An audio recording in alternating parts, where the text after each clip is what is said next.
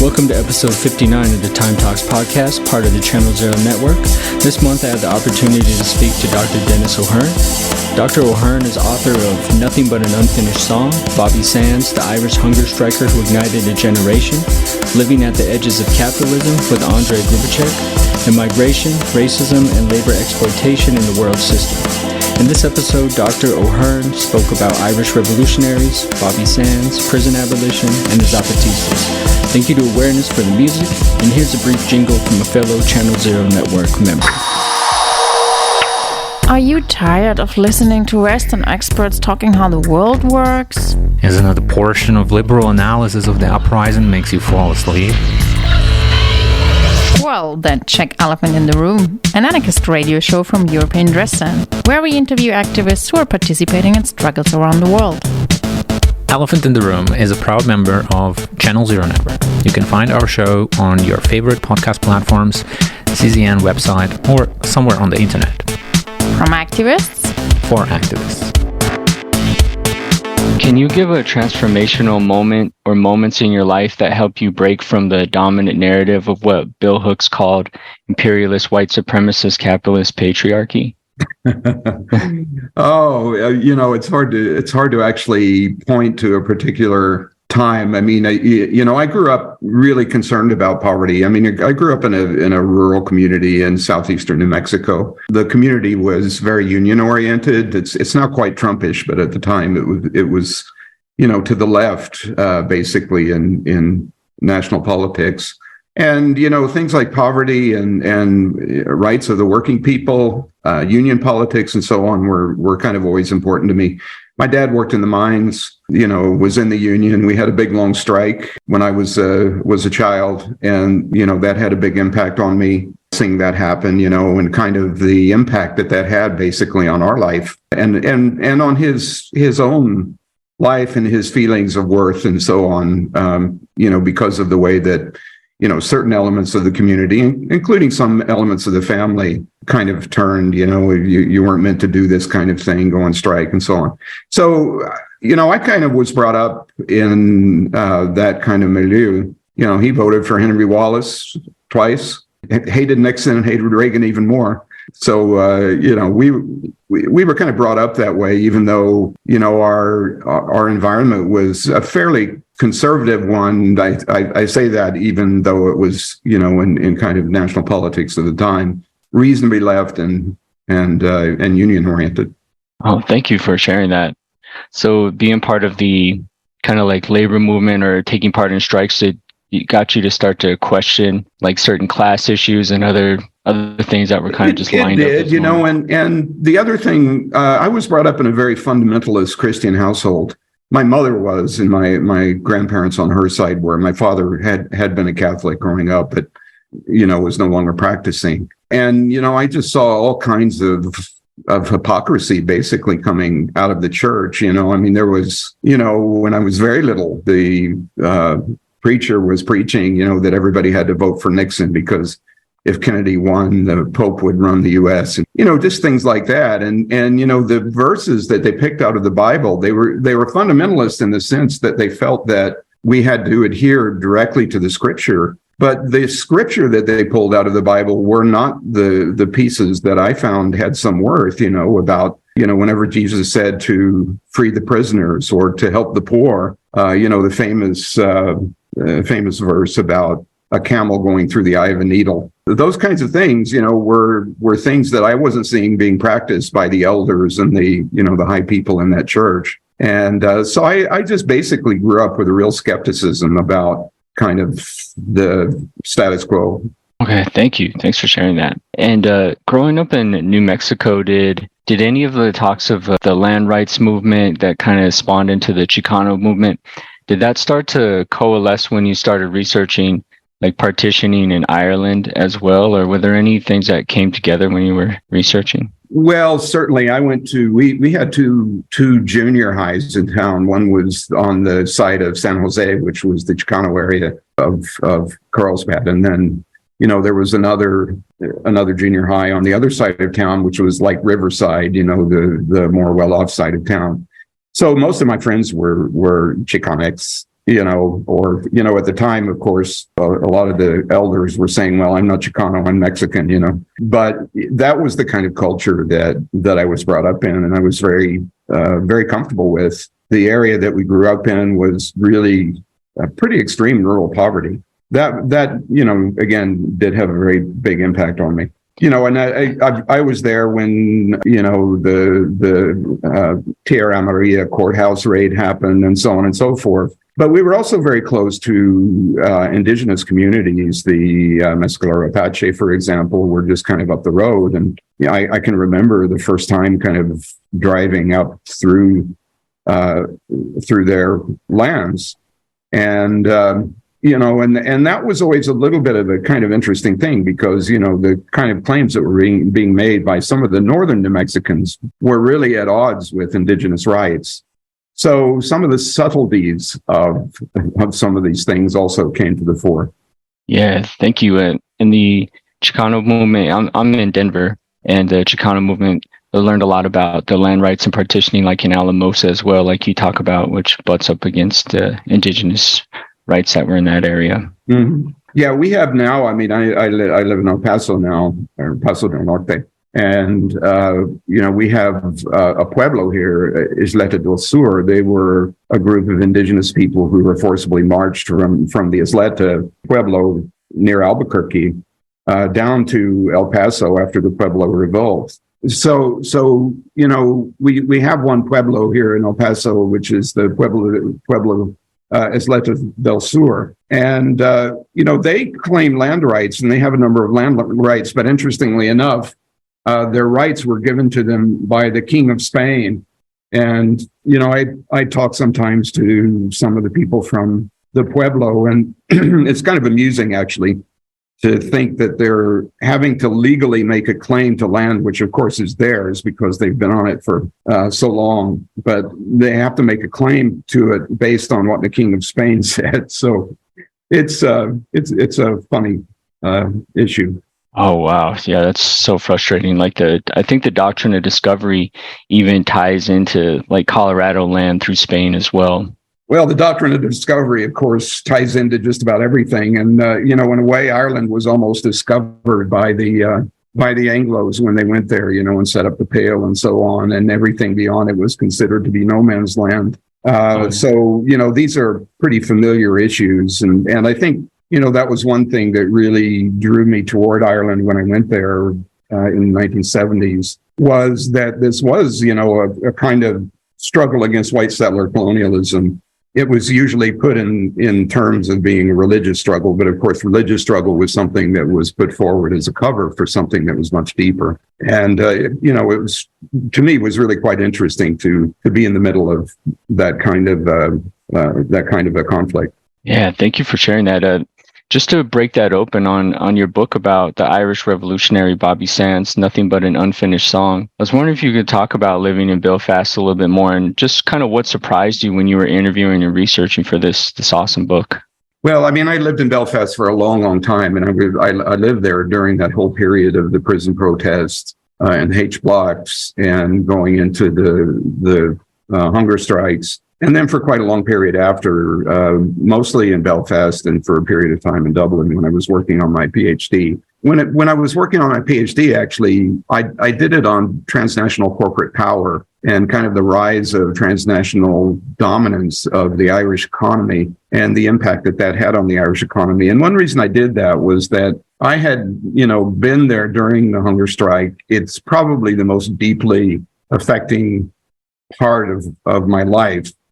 And, it was really impossible for me to even think about it or write about it or want to do any kind of analysis of it, just because, having attended, for example, some funerals of the hunger strikers, it just, was a very, very deep experience. So for a long period of time, I kind of had to get away from it and did this work on political economy, mostly in the south of Ireland, but really in both parts or in the whole island of Ireland. And it was really only with the peace process in the 1990s that I began to think, well, it would be interesting to do some work on the conflict as a whole, kind of in the long term. And At that time, there was a book that came out that I came across, I think, on a flight in an airport, John Lee Anderson's biography of Che Guevara. And it struck me, that biography is something that is very good for giving you a kind of a window into something much larger, which is the whole society in which that life is taking place.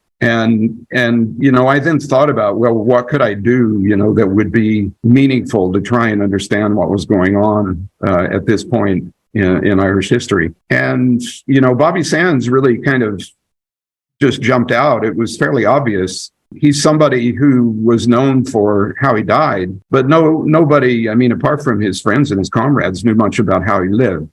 And therefore, I thought it was extremely important to take that life and use it as a way of thinking about the whole sort of history of the modern troubles, as they call it, from, the 1960s onward. And that kind of encompassed Bobby's life. So it was a way of kind of asking some questions really of myself about, what did all of this mean?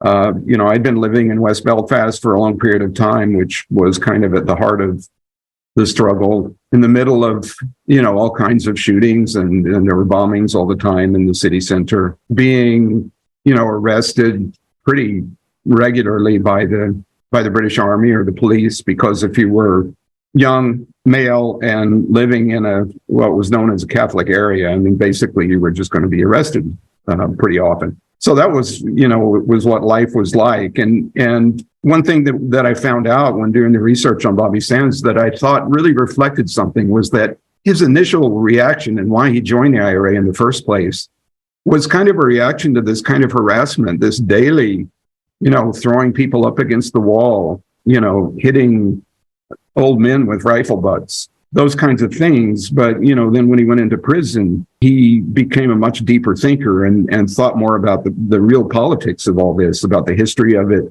and about other aspects of it, like the language, the oppression and suppression of the Irish language, Irish customs, and so on. So that was kind of the background to focusing on Bobby Sands.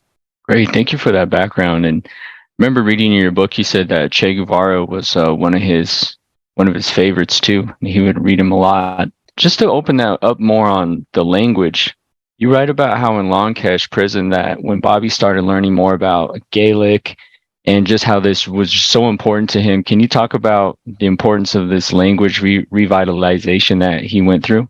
Yeah, it's interesting. For myself, even when I went to Ireland, there was always kind of a lot. Well, there were two kinds of people. Some people were primarily political, but there were other people that were very cultural, and they were kind of their main reason for becoming involved in the struggle was the defense of the Irish culture, and saw language as being a very important thing. So there was this old saying, United Ireland, Gaelic and free. And I found it difficult to understand why the language was such an important aspect of the struggle. To me, having been raised, I guess, in a different country, a place where, yes, Spanish language, of course, was important to many people around me, but it wasn't as much a essential part of the struggle, because it was something that was still, widely spoken where I grew up, and wasn't in danger in the same way that the Irish language was.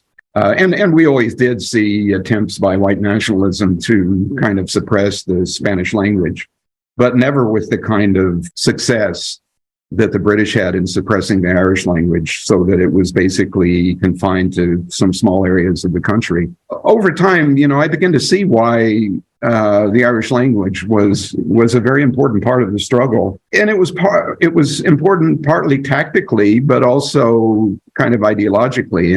It was part and parcel of what it meant to be Irish. It was one of the most important things that was attacked and suppressed by settler colonialism. But at the same time, the use of Irish, as comes out in the book, especially in the prison, was something that was extremely important and useful in a tactical sense, because, you could communicate with each other without being overheard by, the prison guards and so on, or by the police. It really became quite a useful thing to have the Irish language. And for Bobby, it was also related to his politics, which, later on I came to realize did have strong affinity with certain brands of anarchism in terms of the idea that you kind of begin creating a prefigurative society now rather than waiting for success in some kind of revolution that's going to happen, off in the distance. And, Bobby's whole politics was about let's start community organizations. Let's start them, and they'll be speaking Irish. People will go to Irish schools, elementary schools, secondary schools, and so on. They'll run their own community. The communities will be based on mutual aid rather than on, the usual capitalist principles and so on. So, he took his readings of Che Guevara and Marx and so on and so forth, but, he made something of it that was, you see those kernels in all of the Marxist writings and the kind of guerrilla literature, I think, in the 70s. I mean, Che Guevara was very proud of, in the Sierra Maestra, he was very proud of his bread factory or the radio and things like that, which were, these cooperative projects. So it's those things are always there, I think, in a lot of the Marxist literature. But Bobby took that really as the one thing that he really focused on, that was the center of, what he hoped to do if he had the chance to do it. And of course, he never really had a chance to live much outside of prison. But he recreated that kind of a society in prison, in spite of the fact that they were in solitary confinement. Thank you for that, breaking that open. I found it really inspiring and interesting when you were writing in the book about the Twin Brook Tenants Association and the events they were running. You wrote, quote, Sands also helped organize a children's clinic, a preschool play group, and training for local boxing and soccer clubs, as well as the Irish Language Society. And it really reminded me of the survival programs by the Black Panther Party as well. Yeah, you're right. I mean, I think there is a strong parallel there. And it's quite interesting that sometimes those are the things that states find most threatening, because they are the forms of organization really that bring people together in a form of activity which is not so much against the state, but basically parallel to the state or outside of the state. And later on in our book with Andrei Grubicic, we talk about exilic spaces, and that's really the basis, I think, of what he was doing, is trying to create what we call an exilic space, a place outside of capitalism where you can extend practices of mutual aid, self-organization, and those kinds of things.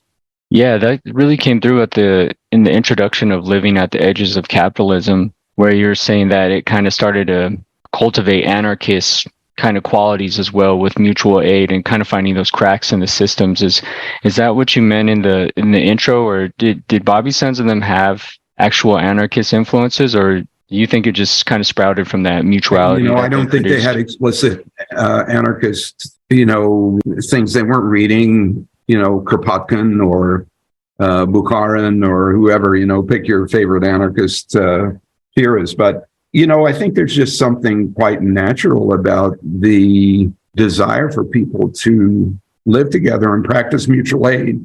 In Ireland in particular, and especially in a community like West Belfast, where community is really the most important thing. People are always focused on, how can we improve our relationships to each other?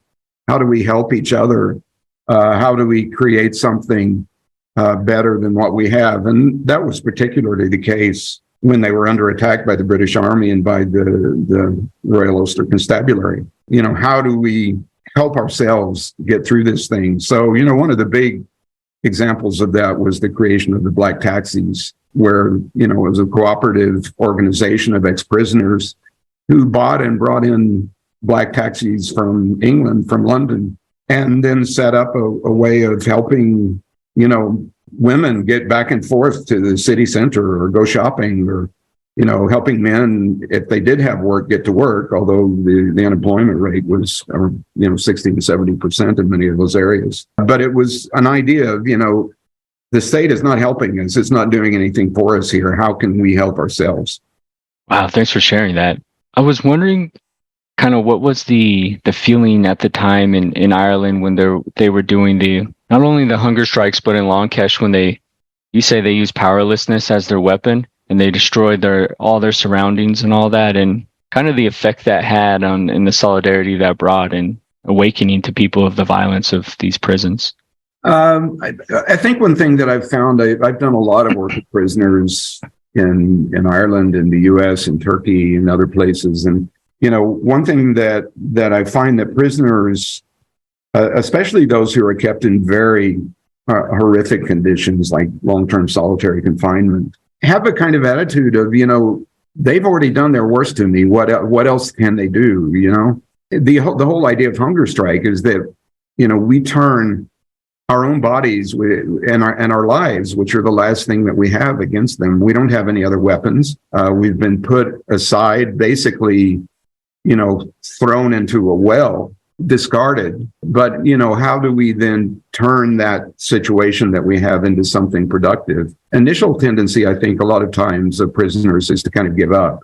And, I think it's clear from what I was told in my research for the book, throwing prisoners into that sort of confinement with no clothes, without, writing or reading materials or anything, that, the prisoners at first kind of thought, well, there's not a whole lot we can do about this. Let's just kind of wait it out. And then, Bobby and some others came in and they said, no, let's use this as a situation that we can turn into part of the conflict, part of the struggle. And they very effectively did that from within these horrifying conditions that they were in.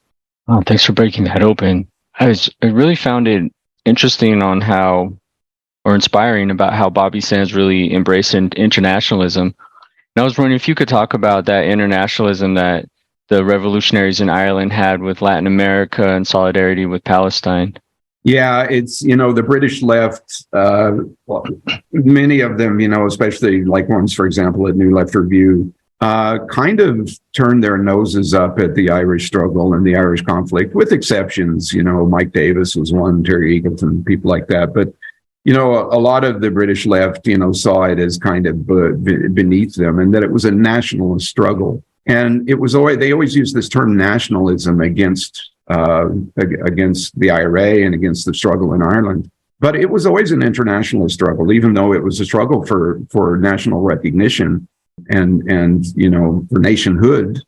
In a sense, it was always about internationalism, even from 1798 in solidarity with the French and with other Republican movements around the world.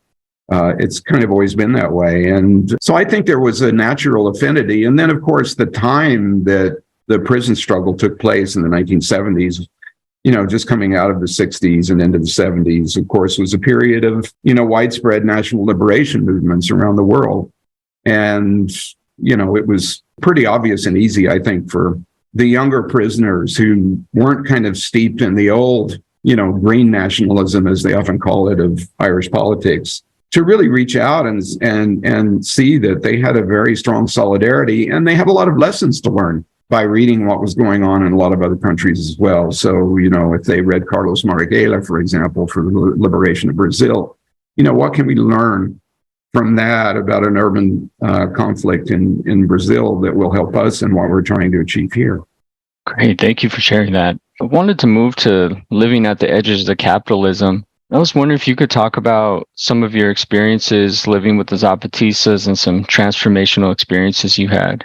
Well, I think, one of the really transformational experiences in living in those zones, particularly in Oventique and talking to Zapatistas about various things, was a deep understanding, first of all, of the importance of restorative justice.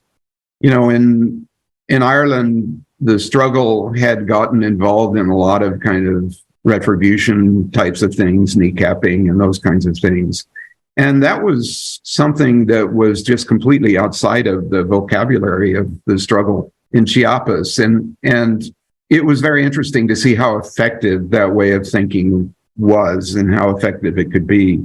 And I think, even later on, when prisoners in the U.S. read about the Zapatistas, they read a lot about Bobby Sands and about the Irish struggle, but also read about the Zapatistas, and they saw that I think nonviolence is kind of doesn't quite capture the essence of what this approach is about, but it is that there is a sense that everyone deserves recognition. They deserve forgiveness, and there's a possibility of rehabilitation. And, they were really willing to go a long way before condemning someone, for what they did, for what they thought, or whatever. And the other thing they did, which was very, very interesting, I just was really blown away by this.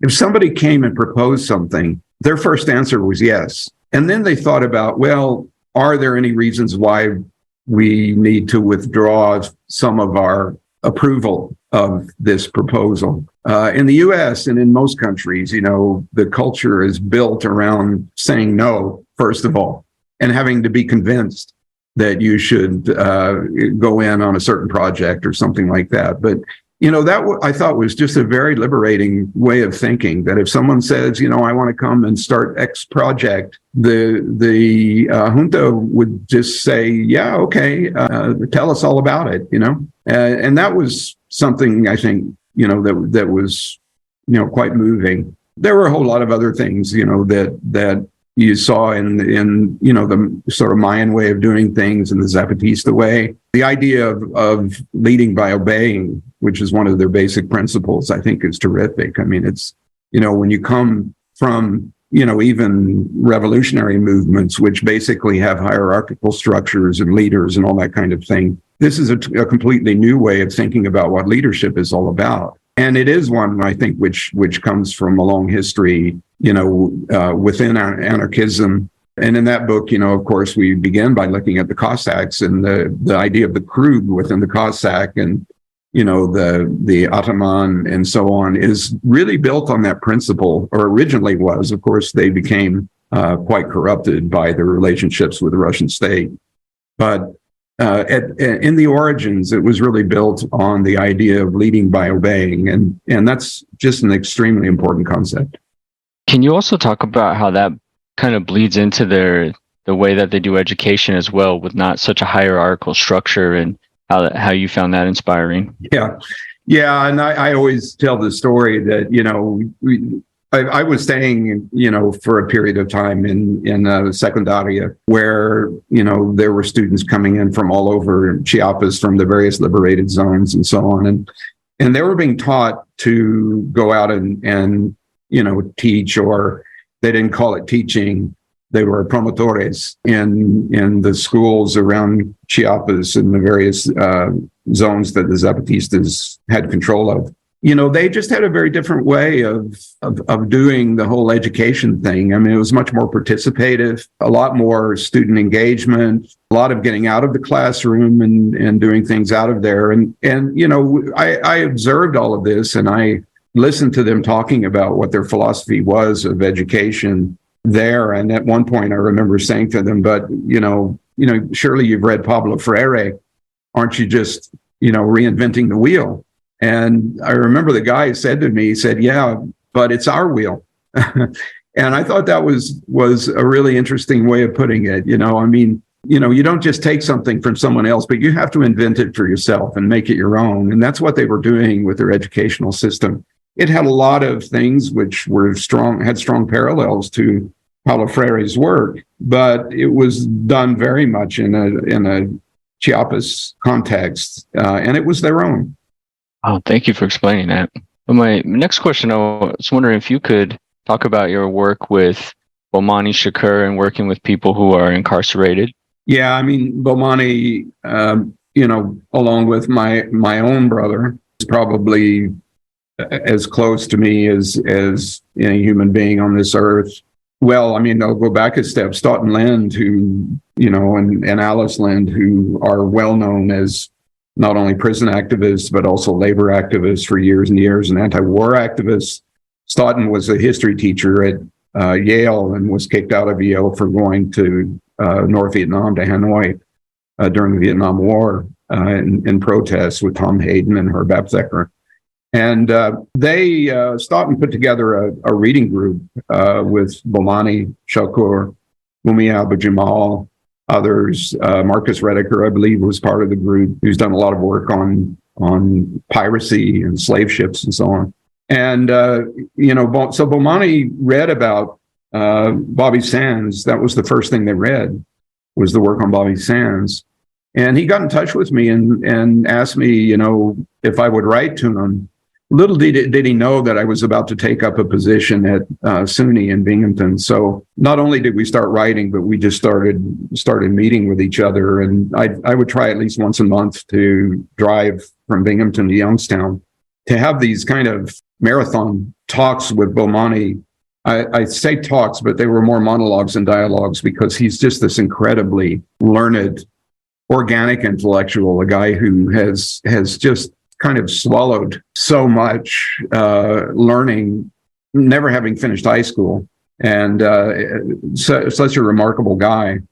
And as we talked, I could see that he was beginning to really think about what was going on in terms of the prison struggle in Ireland and what took place there in the 1970s. And he started thinking, this is after having been in solitary confinement, like the worst kind of supermax solitary confinement for like 17 years in Ohio.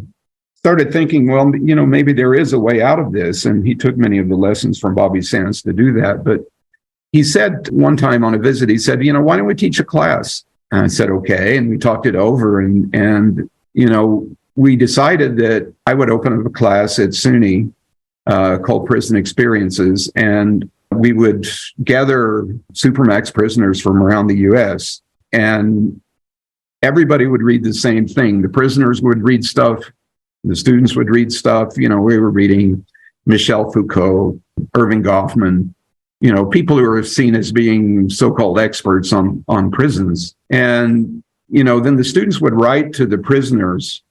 We sent in the books to them. I'm surprised that they allowed, particularly the Bobby Sands book, to get in. The only state which would not allow that into their prison was the state of Wisconsin. But it went into all the other states. And of course, one of the main places, we had two people from Pelican Bay who were involved in that class.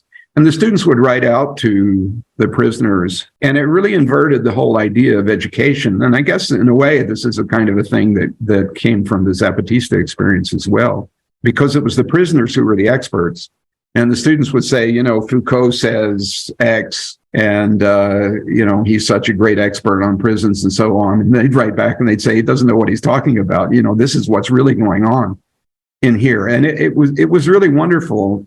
Some of those relationships that grew even then are still going today. I mean, there's people who began writing to the prisoners, first anonymously. I mean, I was kind of a go-between.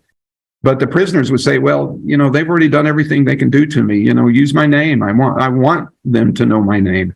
And so some real friendships came out of that. And I think in particular, the students were very surprised that men who they at first, and they were all men, probably regarded as, criminals, gangsters, murderers, drug dealers, turned out to be human beings.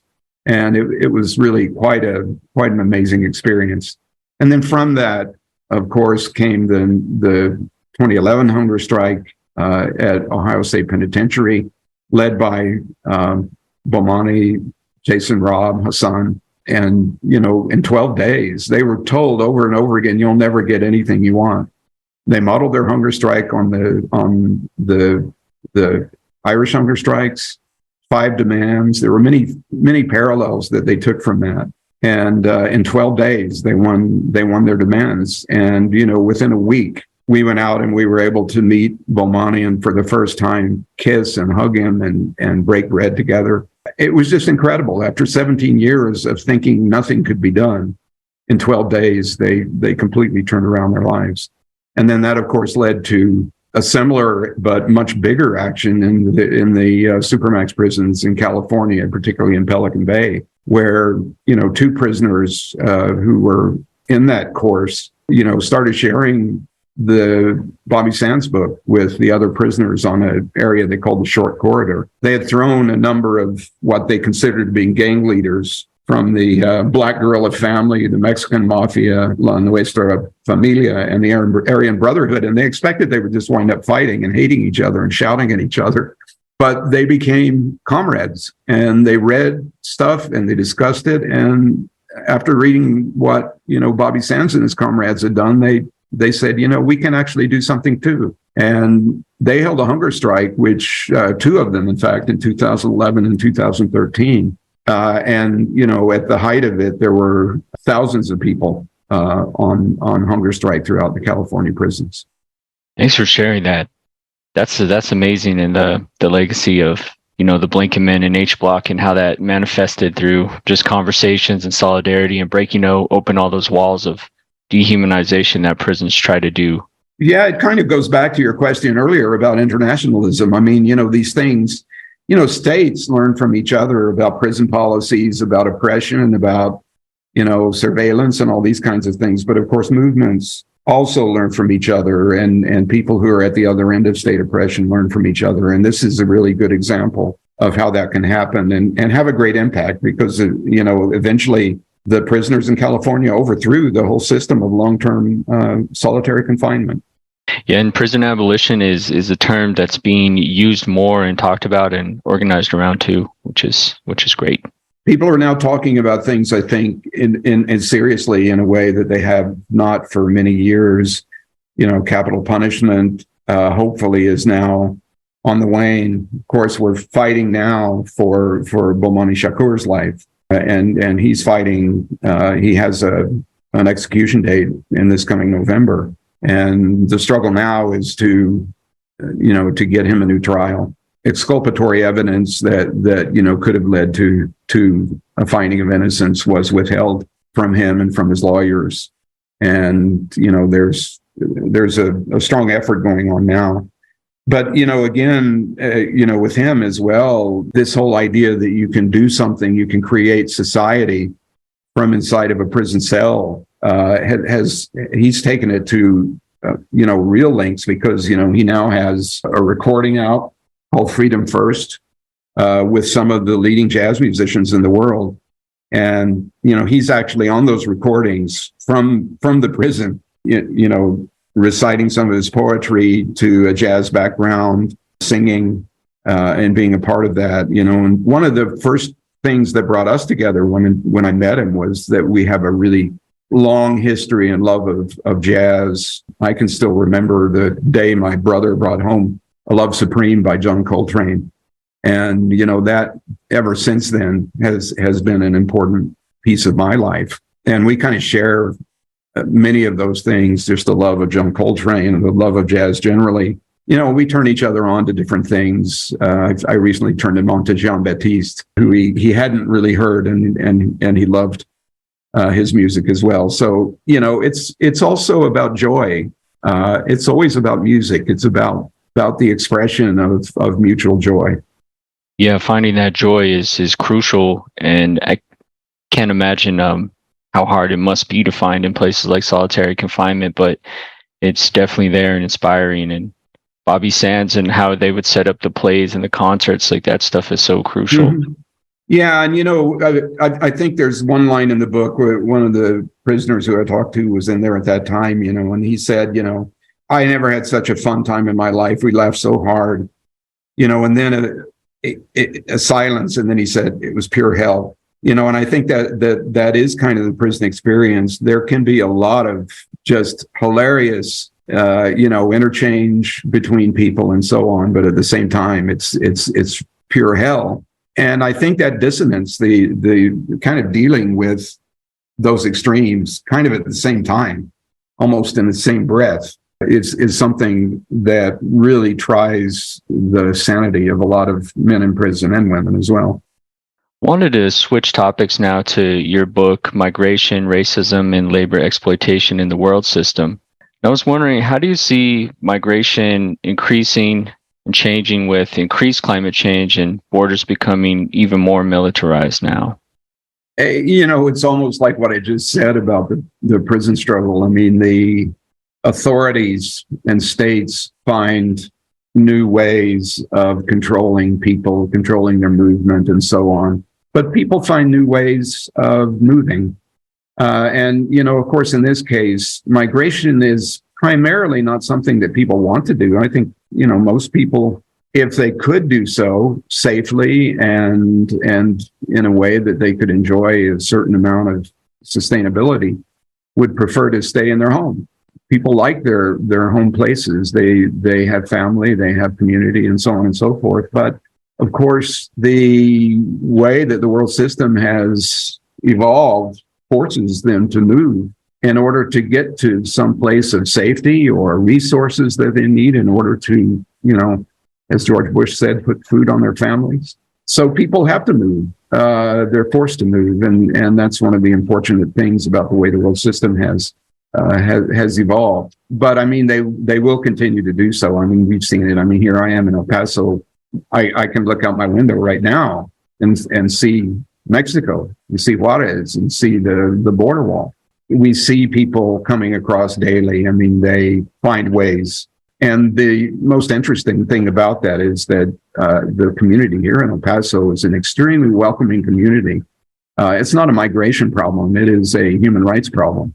It's a problem of life and living. And people have opened up their hearts, their wallets, their time so much to asylum seekers and migrants in these communities. And, there are a lot of studies that have shown that the people who are most scared and against migrants are those who have hardly ever met them. But when you're close to them, you quite understand the difficulties that they're going through. And anyone who has a heart reaches out to see what you can do to help your fellow people.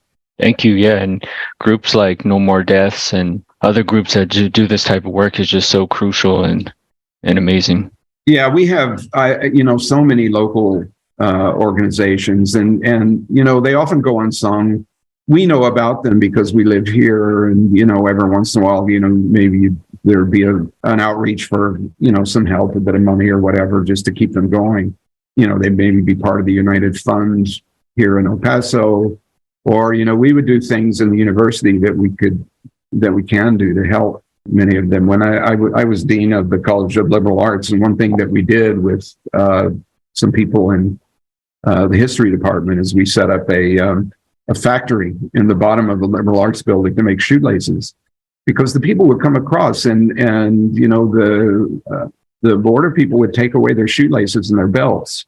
And when we saw them in the various places, where they were kept, Annunciation House, some other places where, they provide food and shelter for migrants.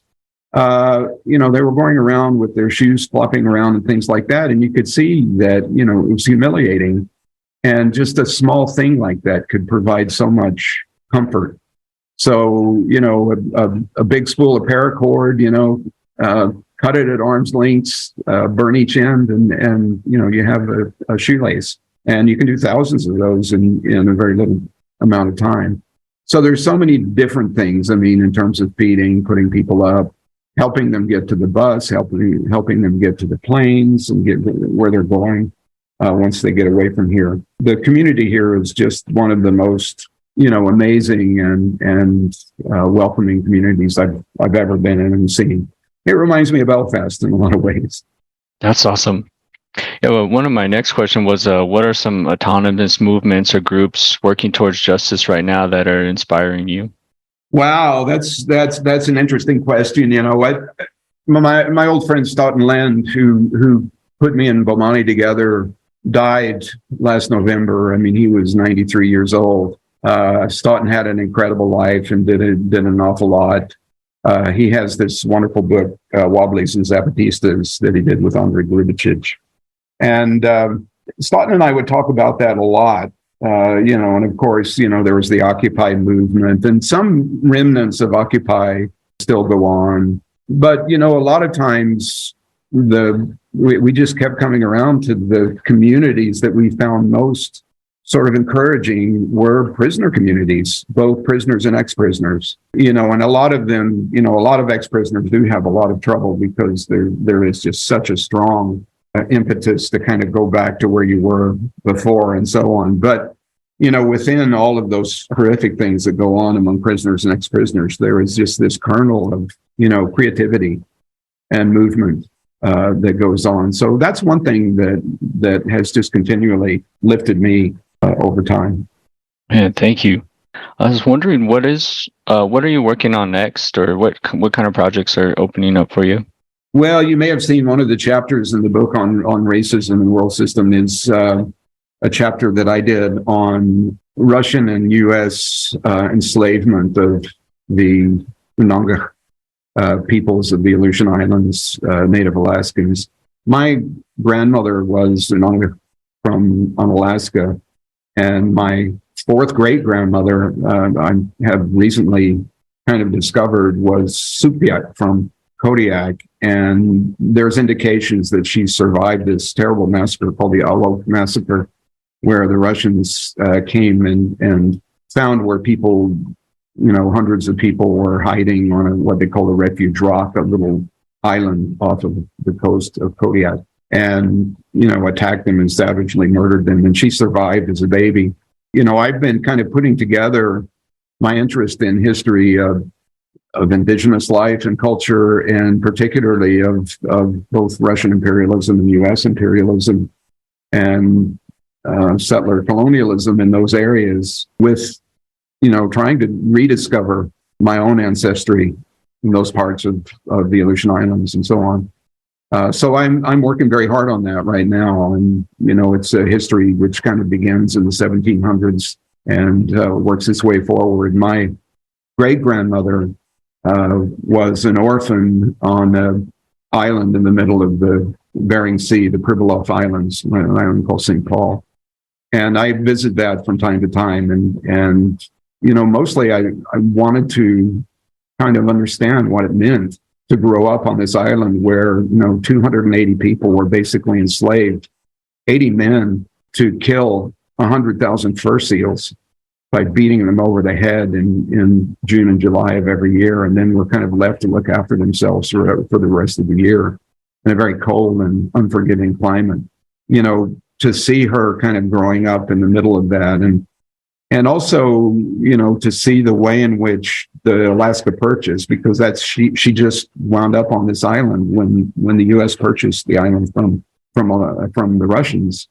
In the period of the 13th, 14th, and 15th Amendments, those things didn't apply at all. Of course, we know through Jim Crow they didn't apply very well to the African American population either, but they didn't even apply at all to the indigenous populations, and particularly to the Native Alaskans. So, they were basically kept there for, well into the 20th century, being forced to go through this horrific process of killing, mass killing of other sentient beings. And I'm really concerned for a little 7-year-old orphan girl of the impact that would have.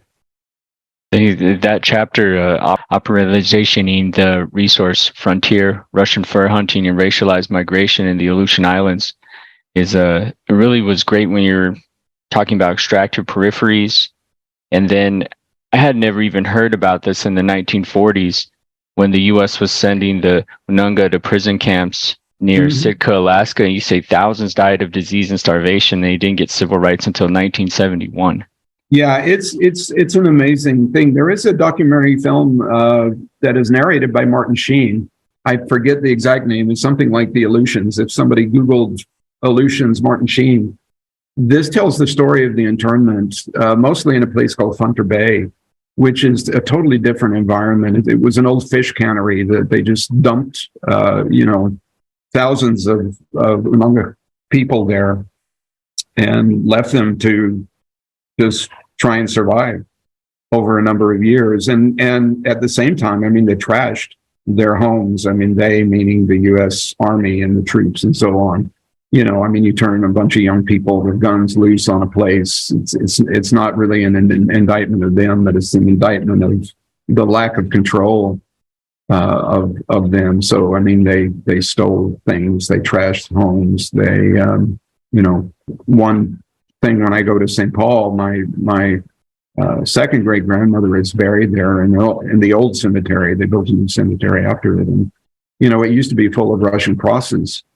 But, in the U.S., they basically trampled the cemetery, destroyed all the Russian crosses, took them and burned them.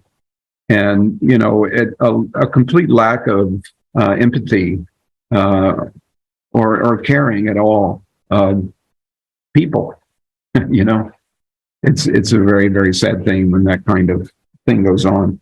So it's an important episode in Unanga and Native Alaskan history. Yupik and others as well. There were other groups that were affected by this. People know about the Nisi camps and so on, and the way that the Japanese were treated, but indigenous were in some ways treated in an even more horrific way, if you can imagine. Well, thank you so much for sharing all these stories and knowledge and experiences, Dr. O'Hearn. Thanks for tuning into this episode. Please check out Dr. O'Hearn's work in the show notes. And thanks to Awareness for the music as always. Thanks to everyone who listens to the show and spreads it around.